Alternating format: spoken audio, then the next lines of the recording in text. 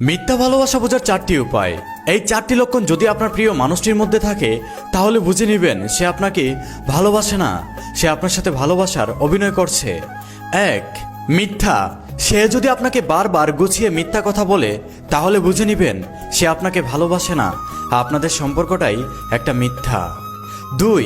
সে কোনো ভুল করলে সেটা আপনার কাছে স্বীকার করবে না, বরং সে মিথ্যা বলে সেই ভুলটাকে ঢাকার চেষ্টা করবে। মানে সে আপনাকে মিথ্যা বলে হাসাবে কিন্তু সত্য বলে কাঁদাবে না।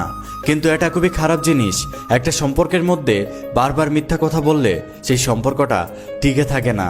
আর একটা মিথ্যা সম্পর্কতেই বেশিরভাগ সময় মিথ্যা কথা বলে হাসানো হয় এবং প্রিয় মানুষটাকে খুশি করা হয়। যে আপনাকে সত্যিকারে ভালোবাসবে সে আপনাকে সত্য বলে কাঁদাবে কিন্তু মিথ্যা বলে হাসাবে না। 3.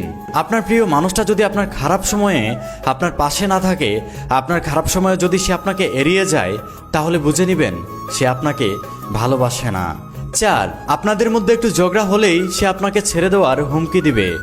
আর যে আপনাকে ছেড়ে দেওয়ার হুমকি দিবে সে আপনাকে ভালোবাসে না, সে আপনার সাথে ভালোবাসার অভিনয় করছে।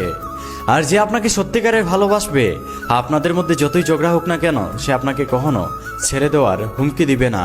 এই চারটি লক্ষণ যদি আপনার প্রিয় মানুষটার মধ্যে দেখতে পান তাহলে বুঝে নেবেন সে আপনাকে ভালোবাসে না, বরং সে আপনার সাথে ভালোবাসার অভিনয় করছে।